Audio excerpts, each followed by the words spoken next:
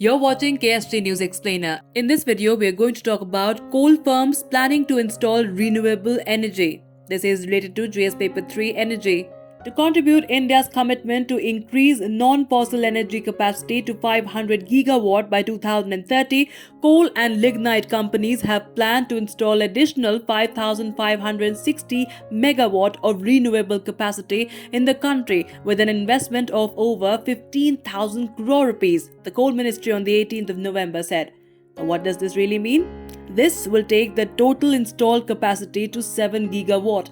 Coal India Limited alone has planned to install 3 gigawatt of solar power in the next 5 years to achieve its net zero target. With the recent announcement on new climate targets by the Prime Minister at COP26 under Panchamrit strategy, India has taken a big step towards cementing its commitment to clean energy. Since coal has to play a role of primary fuel for power generation in the country for the time being, till renewable sources fully caters to our demand, the Ministry of Coal, in line with the commitment, has already moved forward with a comprehensive sustainable development plan.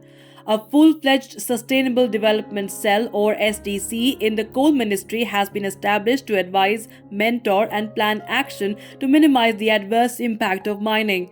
First Mile Connectivity or FMC is a major initiative by coal companies to minimize environmental pollution where coal is being transported through conveyor belts from coal handling plants to silo for loading. This process eliminates movement of coal through roads.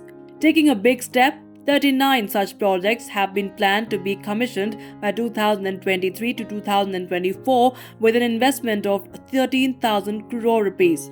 That's all we could pack in this edition of KSG News Explainer. Stay tuned for more such videos. To join KSG India courses and to crack the IELTS exam, visit ksgindia.com. You can also get a PDF of this video on ksgindia.com. Thanks for watching.